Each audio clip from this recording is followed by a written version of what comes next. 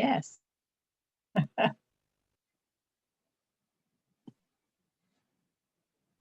Welcome. This is Mixed Bag at Belmont Story Swap, November 15, 2021.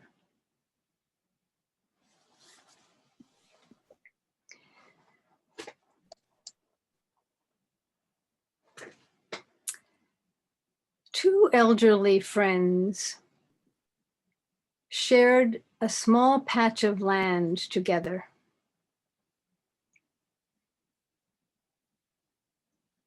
They had vegetables and a few sheep. But it was in Eastern Asia, in Kazakhstan. They were Cossacks, and they were challenged with weather parts of the year so severe that they needed to put up with dejoutes, those kinds of freezes that come after a previous freeze that didn't thaw. And the strife if a dejoute happened was severe because the sheep were unable to get through the ice to find food. And this year, in this story of the two elderly gentlemen, one of those dejoutes came upon them. And within a few days, Dao, it's Kurai and Dao. And Dao went to Kurai, who owned the land that their farm was on.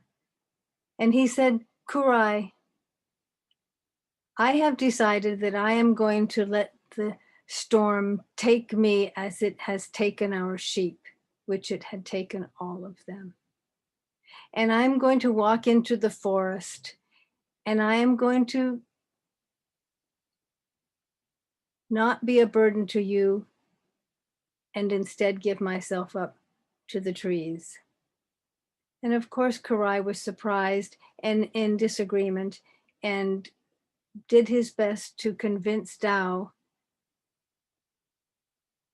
how much Kurai enjoyed Dao being there and how helpful Dao was. Who, without you, Dao, will tell me stories at night by the fire? Who, if we get a good spring one year, will help me with the vegetables?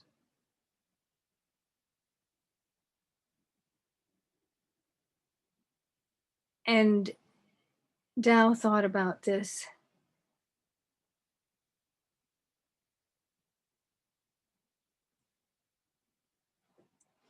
But Kurai told Dao how already Dao, anticipating weather trouble, anticipating any trouble, had already put Dao's name on the deed for owning half the land.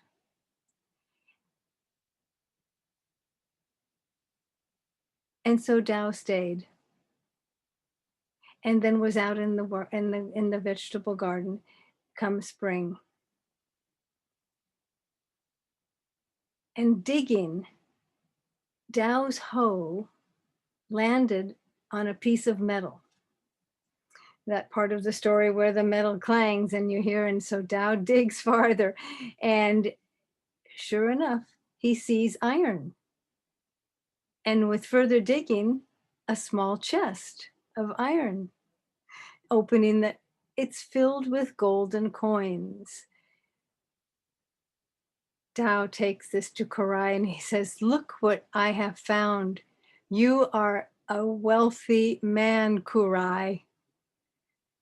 You should know that the property Kurai had divided with the Kurai had the top of the land and Dao had the bottom, where the gold coins in the iron chest had just been discovered. So Kurai was quick to correct Dao, to telling Dao that the gold coins were Dao's. The two men talked about whose coins these coins really belong to.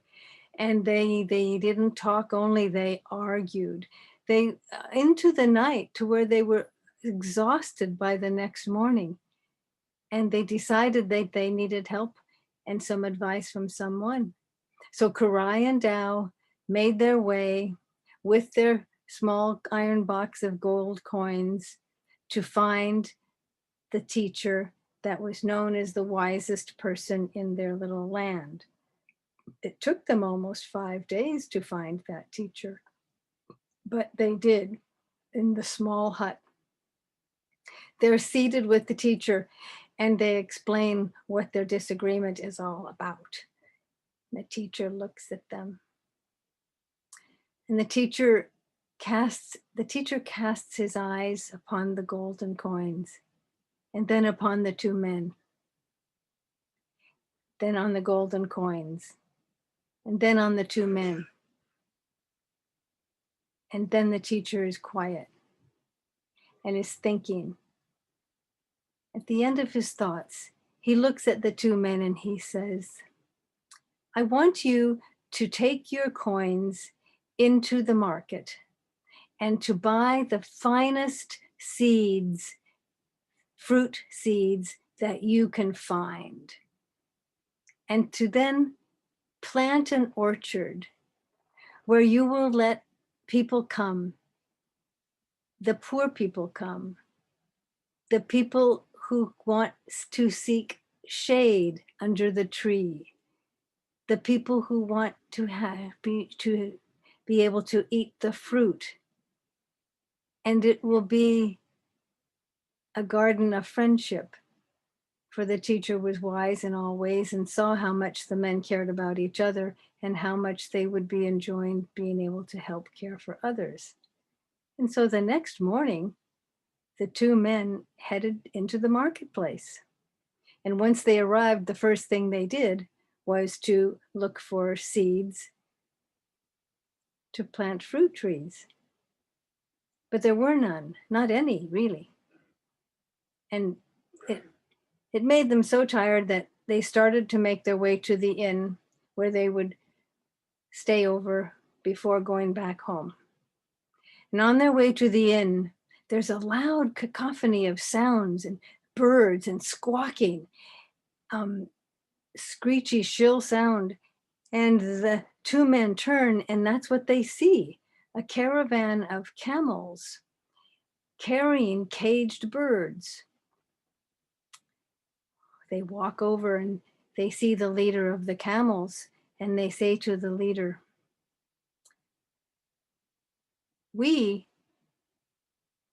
first Karai says to Tao, it is not a good thing to be living in a cage. And Tao nods in agreement. And by this time they have made their way and they are able to approach the leader of the caravan and explain that they would like to buy the birds. And well, they asked how much it cost to buy the birds. And the caravan camel leader looked at them and their clothes and said, it costs more than you can afford. And that's when one of the men holding the iron chest opens it up. And the surprised caravan leader says, oh my. And that's when Kurai says, you may have all of these coins if you release the birds, which you need to know are special, are colorful, are beautiful, and are valuable. But it was clear to the two men that they were not going to be birds much longer, for they were being sold to wealthy people for the dinner table. And the caravan leader completely agreed and told the people that he was in charge of to unlock the cages and to release the birds, which the help did. And off the birds fly. And Kurai and Tao make their way home. And on that journey back, talked and talked and talked. But the most important things were two things about how their argument made no sense and helped neither, and how they were sad that the orchard that would never be was seemingly lost. But by the time they're approaching their land, they see an unusual sight, that all of the vegetable garden was completely covered with birds scratching in the dirt. And each bird in its beak had a seed. And each seed was landing by each beak into the hole they'd made. And with strong wings was able to cover that seed with dirt. And when this was done, the birds flew off. Now, Karai and Tao, being elderly, were not able to see the first fruit of those trees.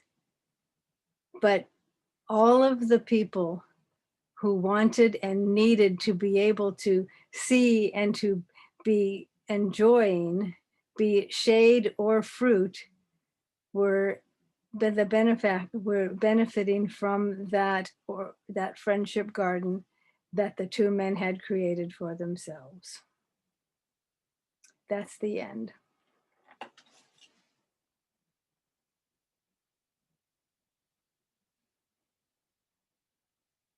Where did you find that story?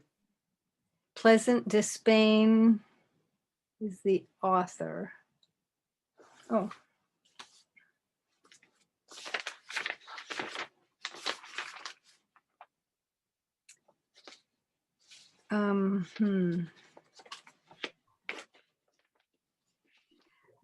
Pleasant Despain found it in a book called Stories of the Steppes, Kazakh Folk Tales by Mary Lou Massey, Masey.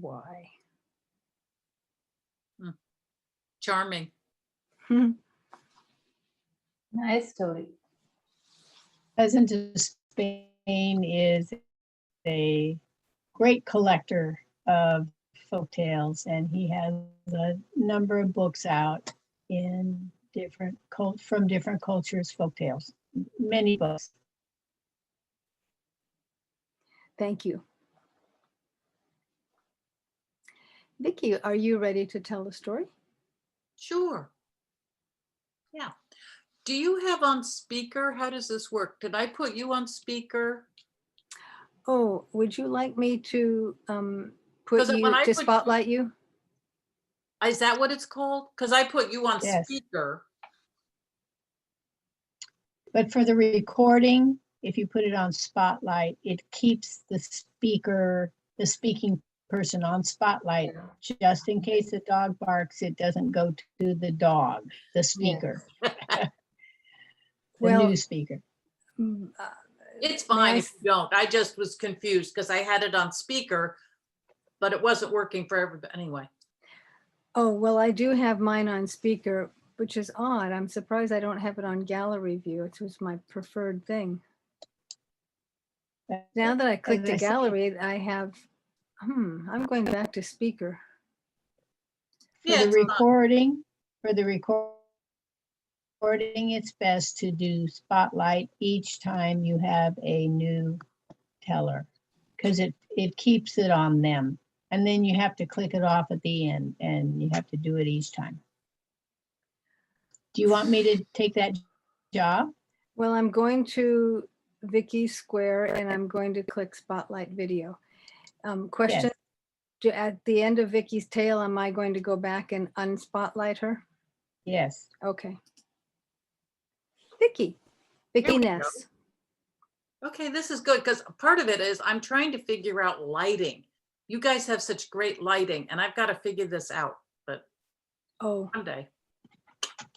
Your lighting is perfectly good, Vicki. We can see you very clearly. It's weird. I've got lights on everywhere, and anyway, here we are.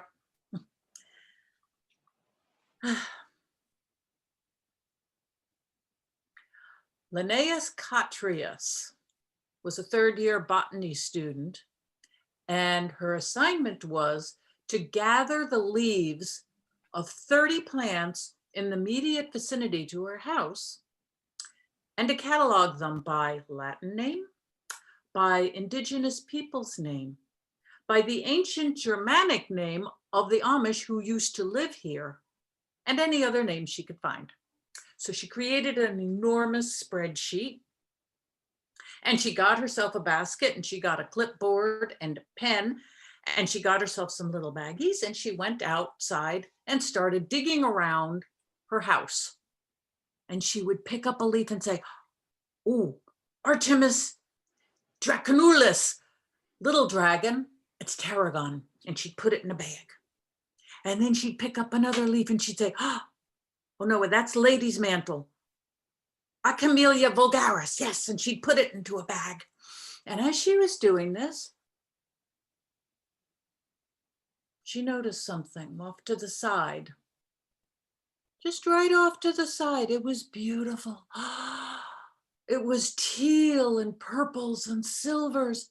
And when she looked, it was a little tiny witch, a little old lady in a beautiful gown. And the little witch looked at her and said, "Skizakapapas, skizakapapas, that's what that is. It's everywhere, skizakapapas." And then she disappeared. Linnaeus thought, what was that? I'm losing my mind. But the next day, when she was out picking leaves and staring at them with her little magnifying glass, she saw something again.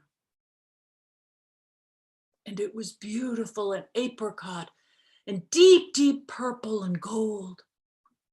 And it was her, it was that little witch again.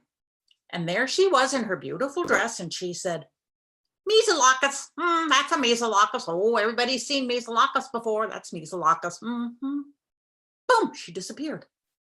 Well, this kept happening every day. And so one day, Linnaeus got her basket and her clipboard and was picking a little Daphne odora, yes. And she looked, and there was something beautiful out of the corner of her eye. And so before the little witch could say anything, she grabbed her with a fierce, like bird beak speed. And she got up a little bird cage, and she opened the door and stuck the little witch in the bird cage and closed the door and locked it. And the little witch was sort of surprised. But then she sat herself down and made herself comfortable and said nothing. And so all day she picked up leaves and shook them at the witch and said, what is this one? What is this one?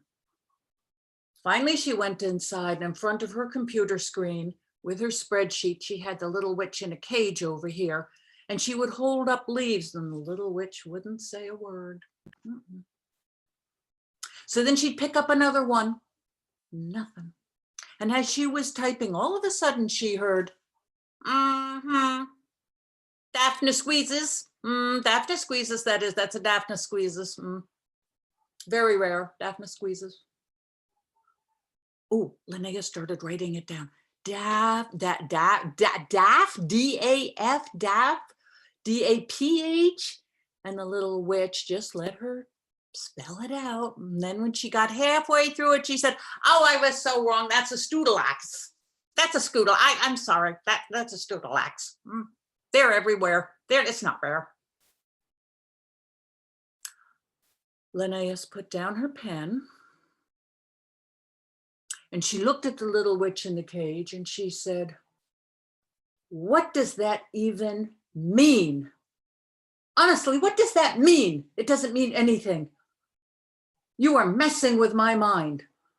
And the little witch said, "Nope," and sat back down. Well, the afternoon wore on, and the late slanting fall light came in, but she was lit entirely by her computer screen, watching her spreadsheet, Googling names. And suddenly the little witch shook her cage and said, "I think we need to get up and go for a walk. You need to get up and go for a walk." "Oh," said Linnaeus, "I do." Oh, I'm so stiff. Oh, you're right. And she picked up the cage, turned on the kitchen light as she went by, and out the door, fully expecting to release the little witch with a profound apology. As soon as they got outside, the little witch said, "Go up the hill, go up the hill." Okay, so up the hill they went, in the darkening shadows and the gloaming filling in under the trees, up, up to the very top of the hill, right behind her house. And she looked, and across a deep valley was another set of hills, and the sun was setting. And it was magnificent. It was apricots and silvers and deep, deep purples and even the most beautiful pale blues.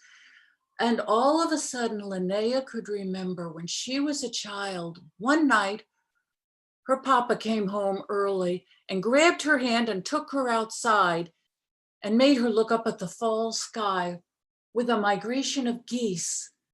Seemed like millions of them against the copper sky. It was magnificent. And she just stood there holding her papa's hand, watching the beautiful migration. And then suddenly she heard something. Linnea looked, and there was something that had pounced on something in the bushes over there, and an owl flew by. And it occurred to her that what is sunset for us is actually dawn for those night hunters. This is the beginning of their day. And then she thought about how often the sun had set on this very spot, and how fast exactly the earth rotated, and exactly where this spot might have been and what it might have looked like even 10,000 years ago or 1,000,000 years ago. And she thought of the flora and fauna that soaked up what light it could get. And then all of a sudden she heard at the cage, and she looked, and the little witch was looking right at her and said, "What's that?" And Linnea held up the cage and looked back at the little witch and said, "That's a sunset." And the little witch looked up at her, right up against the bars there, and said, "What does that even mean? What does that mean?" Oh, said Linnea. Well, and she started to describe her memories, and she started to talk about her botany experiments with light, and she started to talk about the night animals and the thousands of years and what had changed. And she stumbled around like a blindfolded man in an enormous room full of empty boxes. Well, I mean, but it also means, but all right, but what it really means and what, all right, so, and then she stopped. And she just stared at one glowing ember in a blackened hearth, the sun just sinking, and the cobalt sinking in, seeping, and little pin dots of light coming through. And the little witch said, "Sounds to me like you can't capture that in a word, can you?" "Any more," she said. Bing, and she disappeared. And all of a sudden, there she was on a rock. "You can't capture that in a word any more than you can hold a witch in a cage." And with that, she disappeared.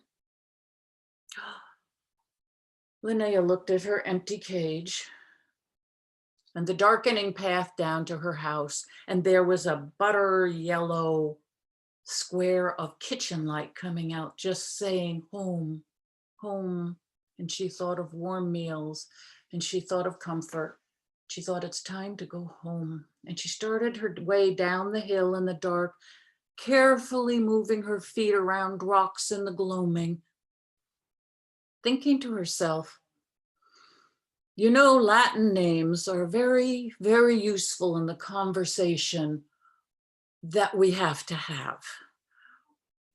But I'm going to add a page there that says, actually, you can't capture the miracle of a single glistening green blade of grass, even in a Latin name this long, any more than you can hold water in a colander. It just leaks out. You can't hold it. Any more than you can, and then she thought for a minute, any more than you can cage a witch.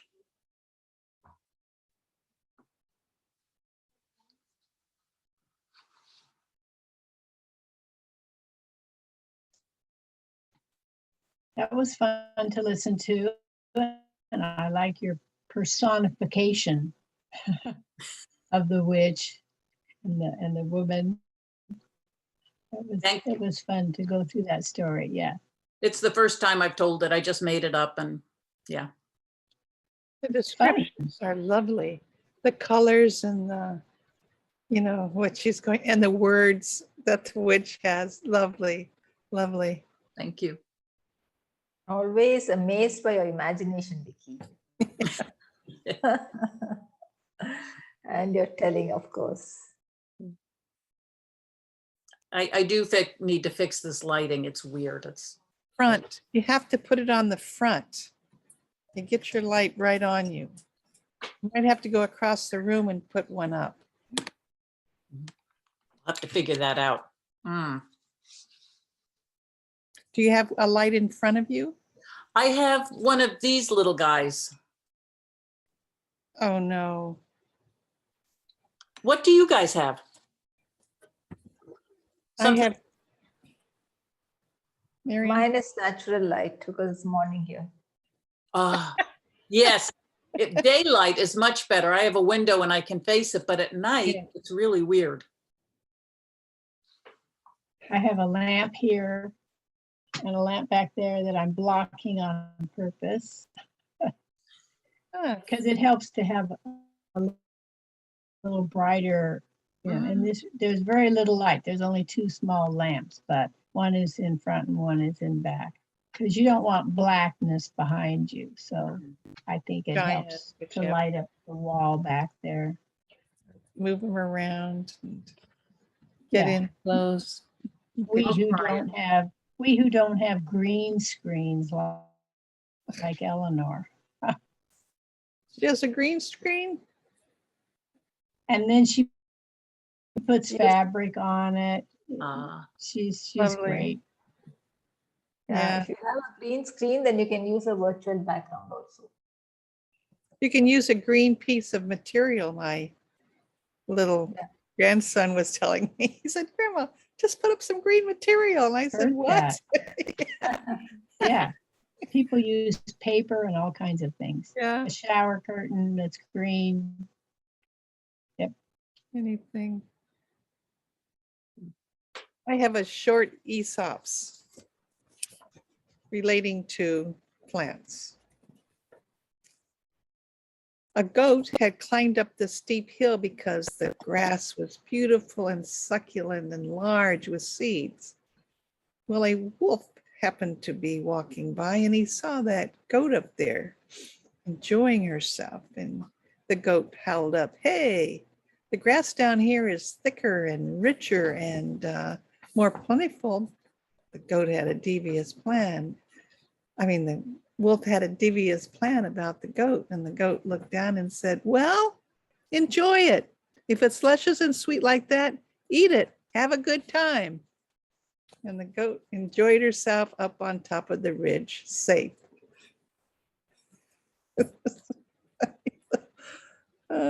Okay. That's a cute story, Bobby. I kind of liked it. Very cute. Yes, thank you. Thank you, Bobby. I didn't even have time to spotlight you, but I know from past storytell, yeah, you like seeing all of the faces.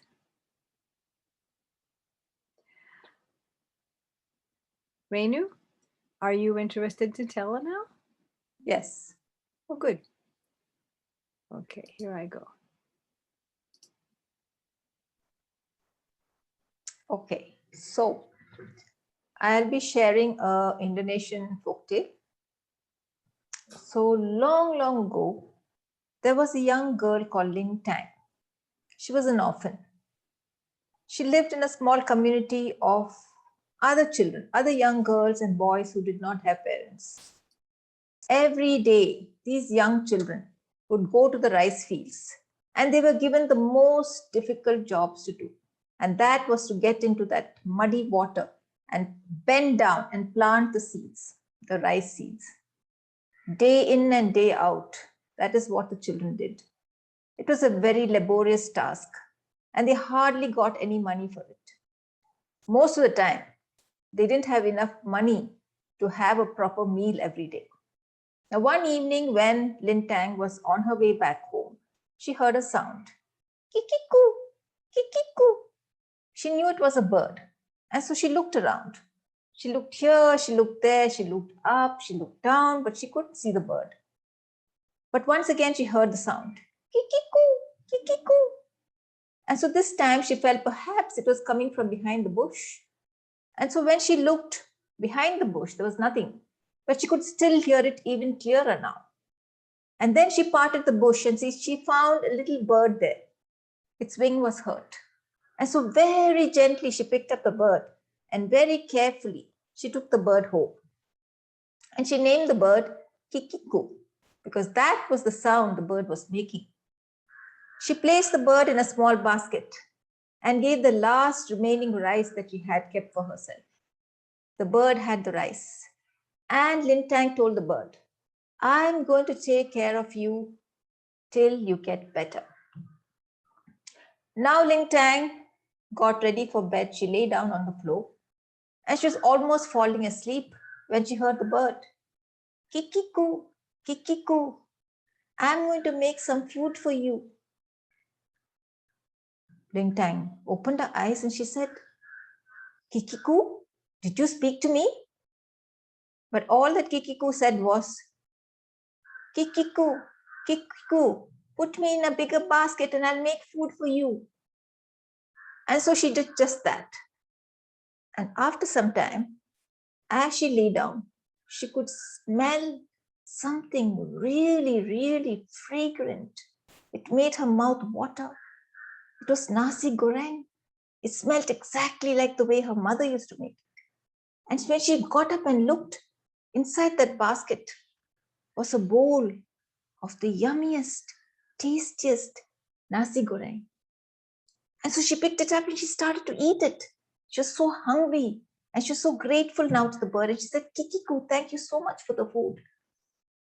And the next morning, she went to work. And when she came back very hungry that evening, Kikiku said the same thing. Kikiku, Kikiku, put me in an even bigger basket and I'll make more food for you. But she had no bigger basket. And so she went to her neighbor's house and she got a bigger one. And this time the food was so much, Lin Tang ran around distributing the food to all her friends. And from that day on, she didn't have to worry about food. As Lin Tang took care of the bird's wings started to heal. But the bird refused to leave her.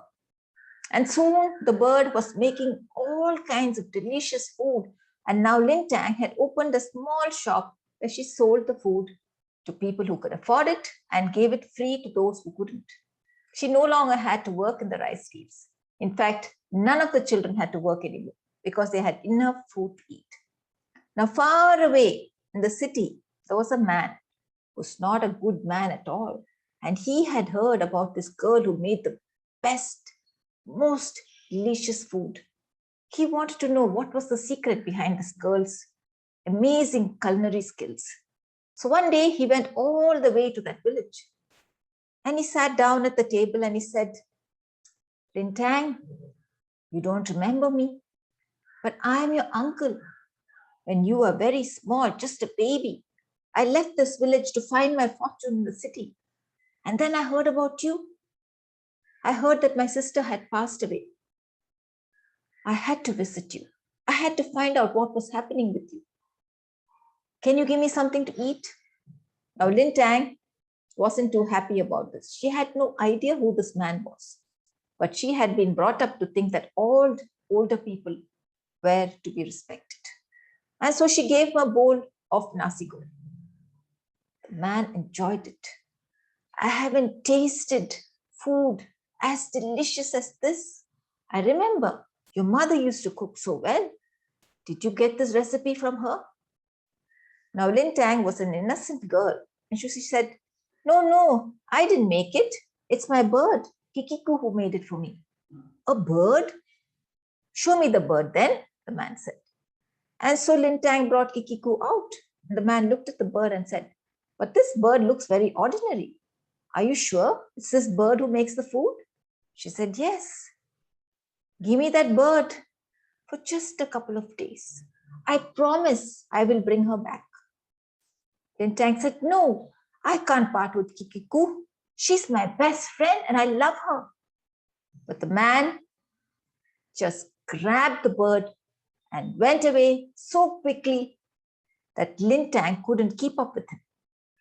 He had a horse and carriage, and all Lintang had was a pair of legs.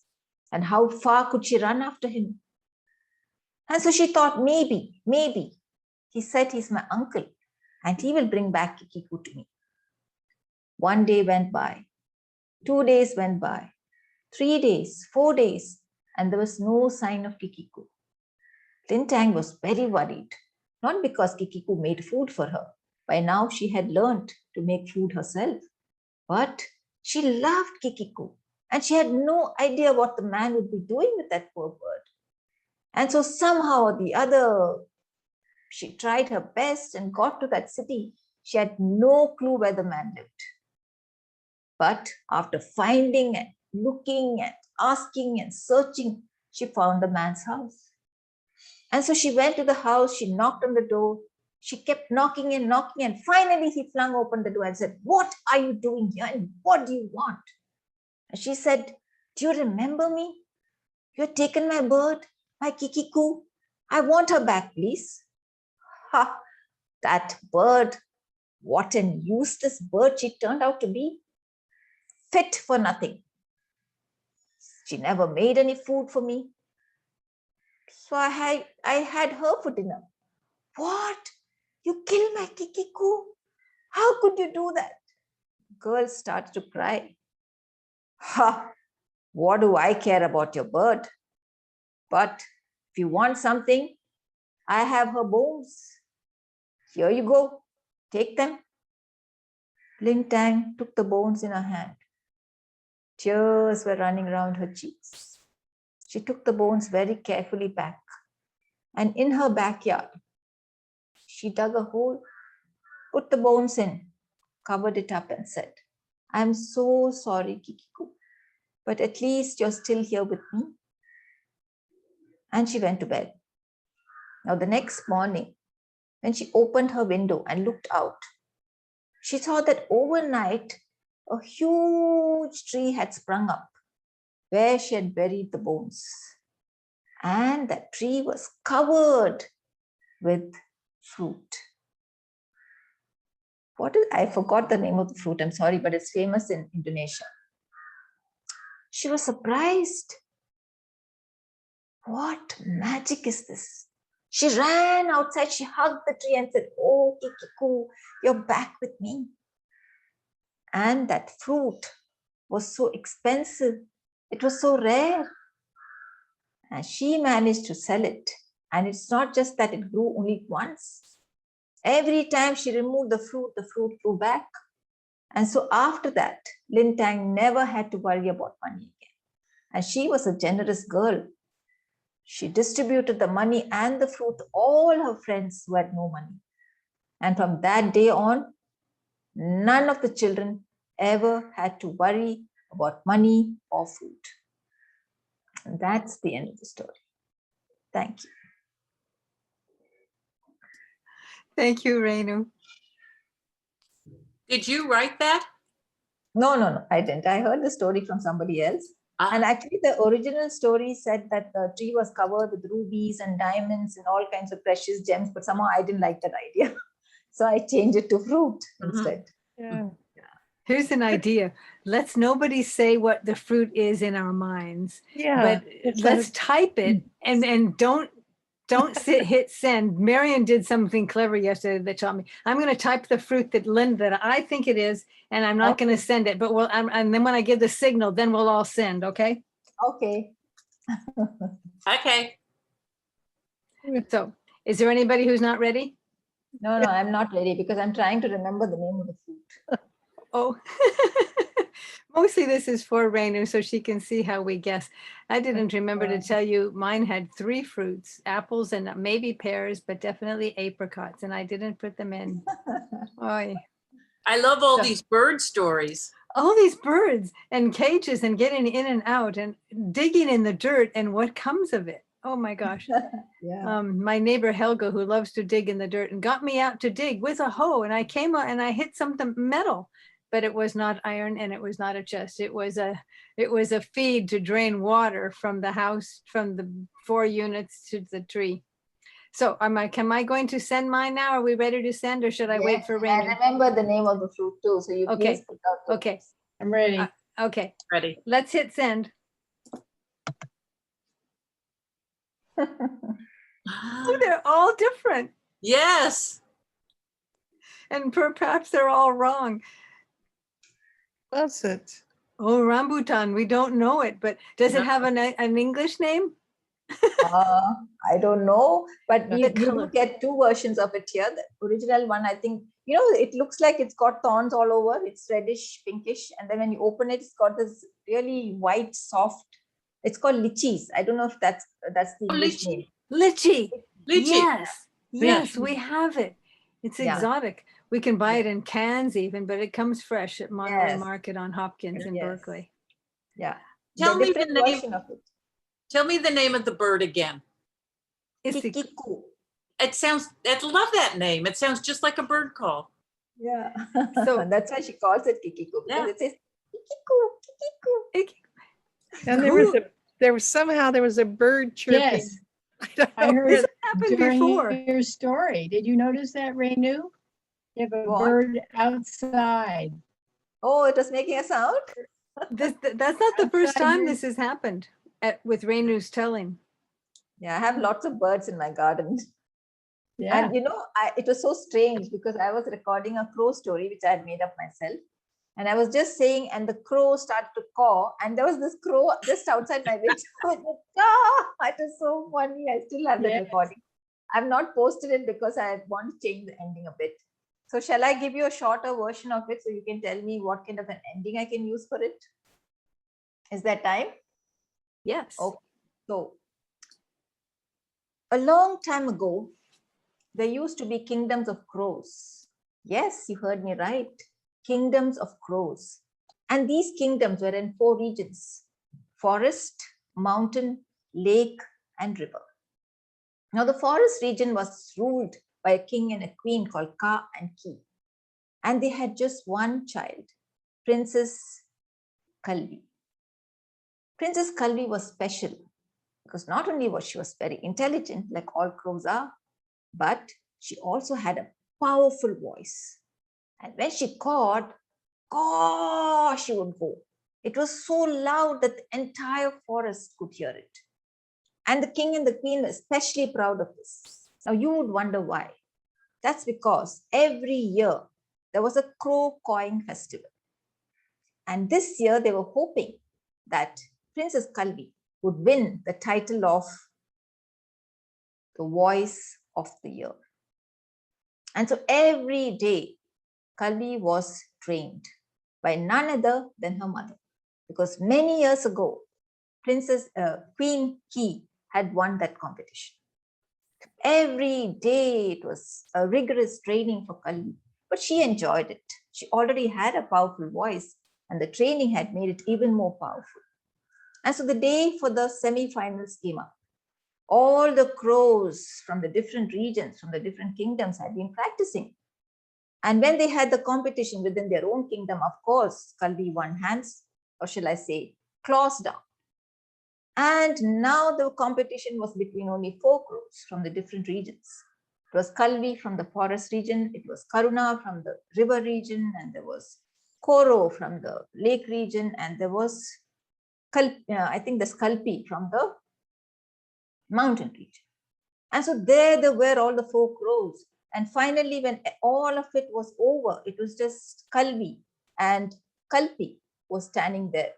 They were the 2 were the strongest voices, but of course, Kalvi's voice was stronger. And so now 6 months down the line, they had to face each other again for the finals.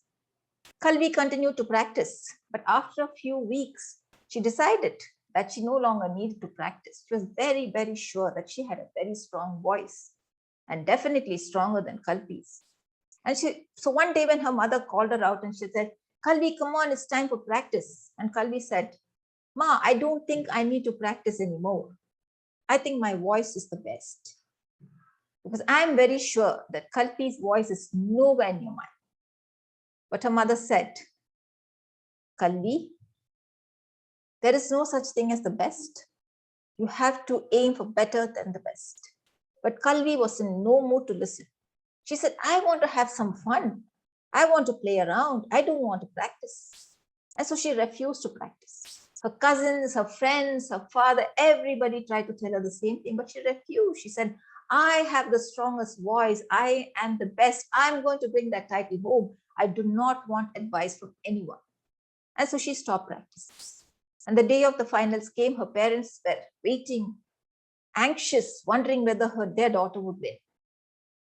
And so the contest started. And it was because Kalvi's voice was a little stronger.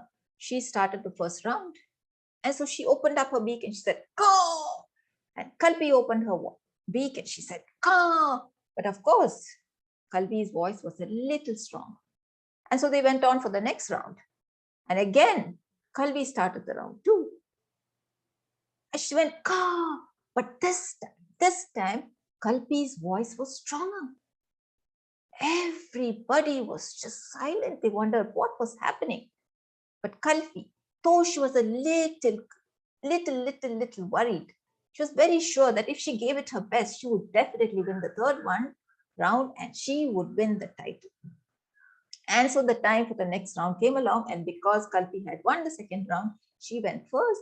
And this time she puffed up her chest and she opened her beak wide and she gave such a loud caw that all the crows were really, it was like all the trees were shaking, and it was so unbelievable, the kind of voice that came out from her beak. Kalvi was stunned, but she was still sure that she would win. And so she too puffed up her chest and she opened up her beak, and all that came out was caw. Again, there was absolute silence. There was no movement, and this time even the trees had stopped shaking. No crow even opened up a beak. And Kalvi was absolutely stunned. She had never thought that she would lose. And as she stood there, as she sat on that branch and she faced Kalpi, many thoughts in the second just went rushing through her mind. And she thought to herself, Ma was right. There is no such thing as best. I was not really here to compete with Kalpi. She had been practicing. She had not been satisfied with her best. She had been trying to be better. But here, I was satisfied with the level that I was in. I thought that was my best. But now I realize there is no such thing as best. I have to keep trying. Tomorrow, my best could be different, and the day after that. And that was when the transformation happened. Kalvi realized where she had gone wrong. And she rushed across, she flew across to Kalpi and she hugged her. She said, congratulations, Kalpi, you deserve to win. And Kalpi's eyes were filled with tears. And she said, thank you, Kalvi. And now all the crows set off a loud cawing. And they said, Kalpi, Kalpi, queen of the fest. Kalpi, Kalpi's voice is the best. And among them, Kalpi's caw was the loudest. And that's the end of the story.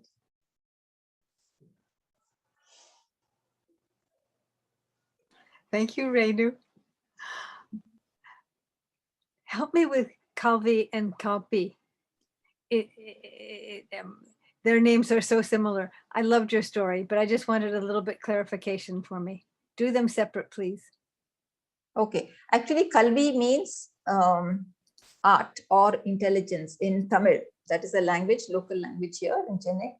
And Kalpi, really, I just wanted every name to be started with a ka, because that is the sound the crow makes. So if you notice, all the names start with the ka. And actually, I forgot the name of the contestant. It's not Kalpi because it's too close to Kalvi. I just couldn't come up with a name. So I think Kapila is the name. It just went out of my head. So Kapila is the opponent and Kapila is the one who wins. So actually, when I recorded the story, the ending was not very satisfactory, and I wanted it to be that, it's a message for all of us, that we are sometimes we're very content with what we have, that we don't explore further, that we don't explore our talents or whatever that we have further. We are just saying, okay, we become very complacent and say, I'm this, I'm that, and we are quite happy. But I think it's a struggle within the self. It is a competition within the self. It's never about defeating someone else. Anything in life, I think it's always, we have to deal with ourselves. We have to become a better version of ourselves every single minute, every single second. I think day by day we are all changing, because what I've listened to today has changed me in some way or the other. And I think I'm not the same person who was when I first joined the session today. So I think this is something that had been going on in my head for quite some time. And like Vicky says, my imagination runs riot sometimes. So I get a story idea and I just work on it. And I don't even write it down. I just straight away record it, because I don't have the patience to write. But now I've decided I really must. But of course, YouTube is also a way to document the stories. But I thought perhaps I should sit down and write, because that's what my daughter says. She says, you must write it down, because then you'll get many ideas. You can keep editing, because when I record, when I'm not happy with the ending, then I have to do the whole thing again. You know what I do? I want to say two things. One, both crows were winners because they both won wisdom. So they were both winners. Yeah. But I have a little book and I just write down the synopsis Okay. of a story. And so that it's not sitting there grinding through all the adjectives. It's just the synopsis. And that gives you the freedom to change things around. Yeah. It's a thought. Yes. Very, very true. Yes, Vicky, that's a very good idea. In fact, I should just start doing that. At least jot down the points so that, that's what I do with all stories. Actually, whenever I listen to a story, I just look at the skeleton of the story. Mhm. And so I think, these are the points I didn't like, so I'd like to change this. So I have a very good memory. I think that's a huge blessing. So when I listen to a story, I think, okay, these are the elements that I didn't like, so I need to change. But there are some stories that I listen to and I absolutely love, and I say, okay, I want to tell the story exactly the same way. Of course, the language I use and the kind of, certain things that I do change. It's not like, it's ditto to what I heard.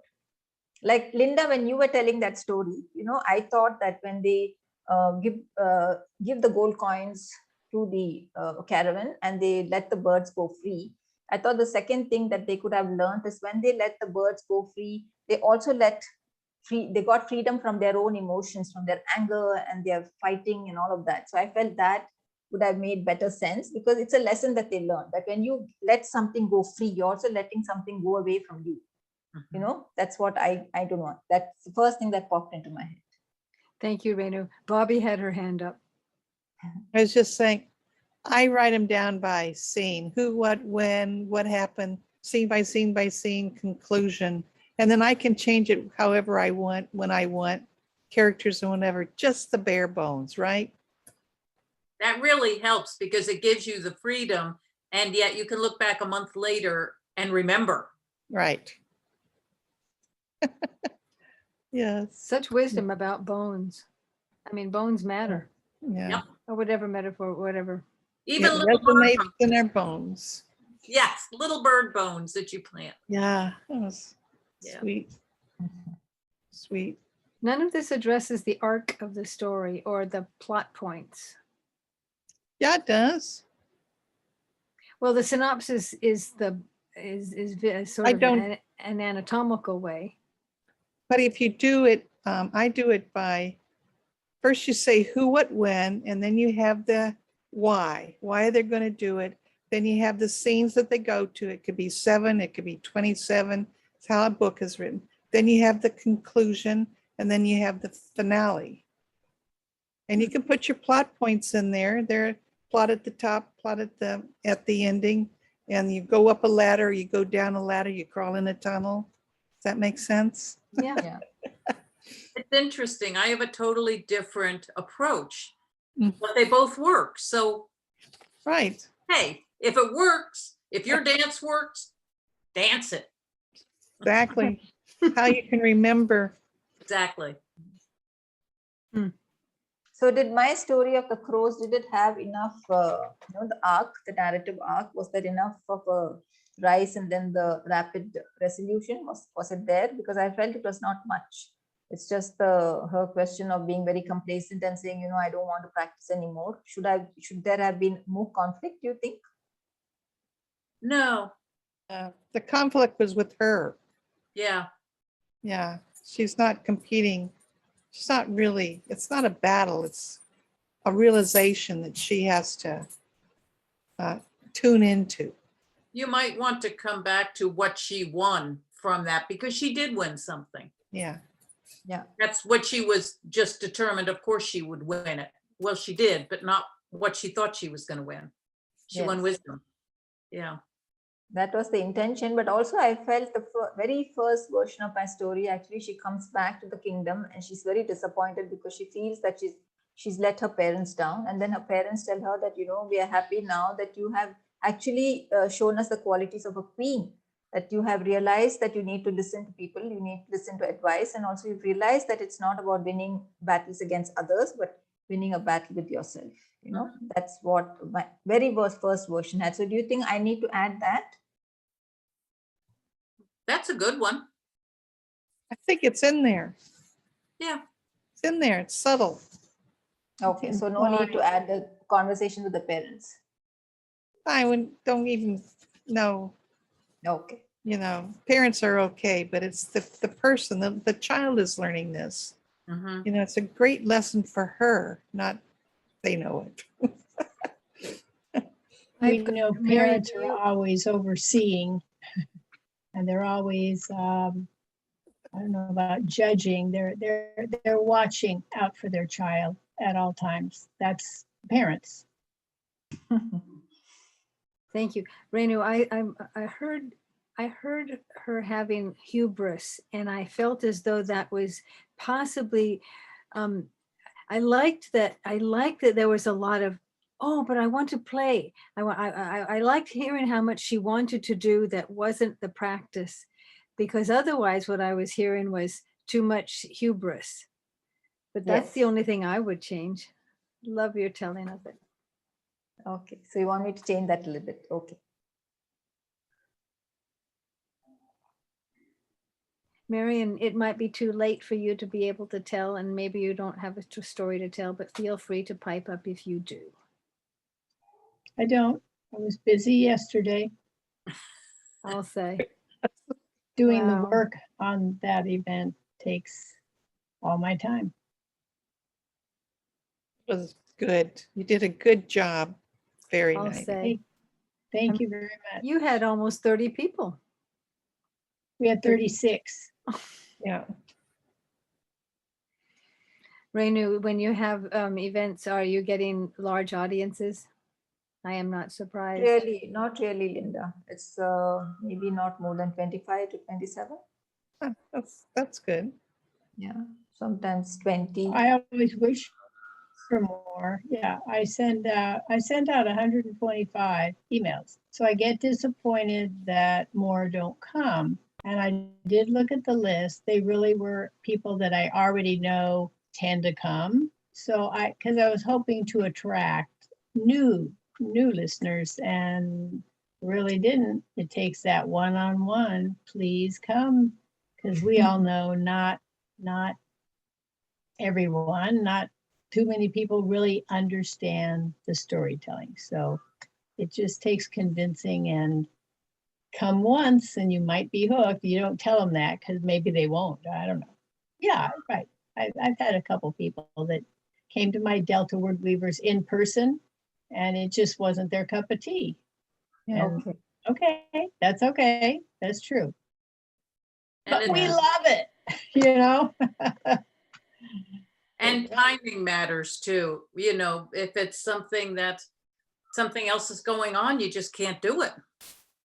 And so, you know, And as also, I think for us in India, the time matters because Marianne, I don't know what time yours is, but if it's like the swaps that I attend here, if it's around 7 p.m. for you, then it's around 7:30 or 8:30 for me, then it's convenient. But if it's something say around 2 p.m. in the afternoon for you, that's early morning for me. So it's not possible for me to attend. It will be around 2:33 in the morning. Yeah. And that's Yeah. not a good time for me. So it all Right. depends on that, I think. For Mhm. India, especially, I think for us in the East, it's we need to keep pace with your time. So it's very difficult. Mhm. Maybe you should keep track of your YouTube and see how many people watch it on YouTube. Yes, good. Yeah. Good point. Good point. Because I they haven't- could be there, but they can't. So,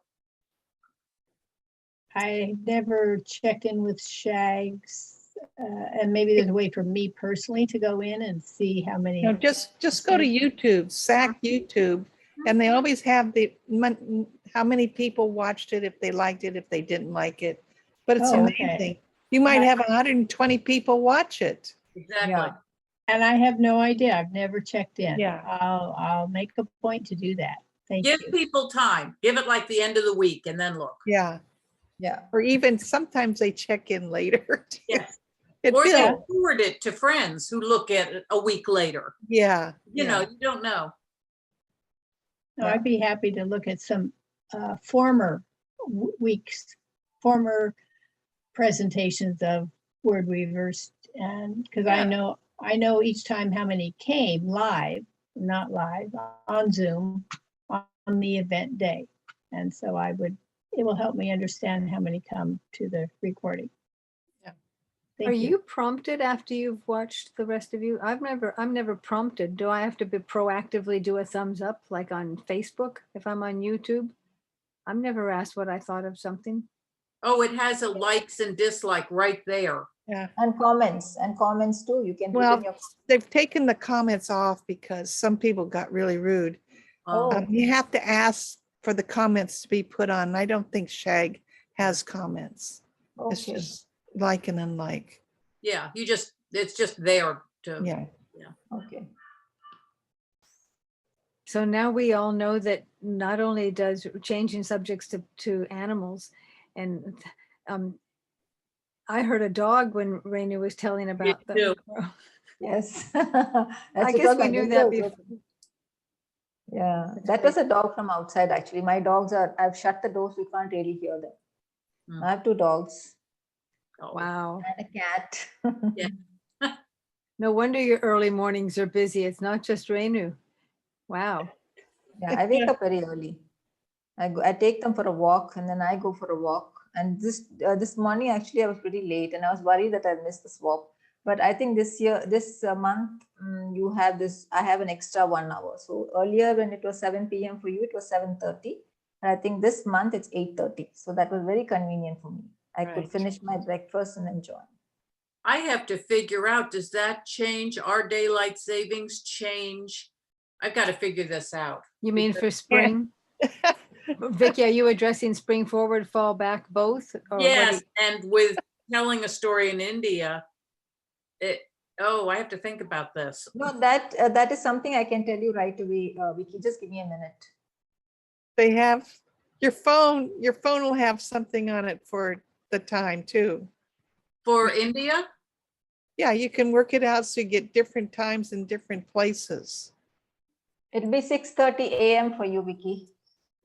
See, it was 7:30 a.m. in July, but now it's 6:30 a.m. Yes. Okay, and I need to be there earlier, so, yeah. Oh, thank you. I'm glad you did that. So when will you be on Rainu's channel? When, Vicky? Well, End of the month. girlfriend, if you want to get up at 6:30 on Friday morning, I'll send you the Zoom link if you want, Linda. If Well, anyone wants to attend, then you Vicky quickly changed my mind. can. 6:30 in the morning is not everybody's cup of tea. Yoga 7:45, but only on Saturday. But 6:30, oi. we get up at 5 or 5:30 every morning anyway, so it's fine. Same here. I wake up around 5 too. Yeah. So it Is doesn't that a really- is that a Sebastopol thing? Or that's a Vicky thing? That's a dog and cat thing. That's a hello, I need to go out now. Yeah. Well, It's been I'm raining taking a this lot.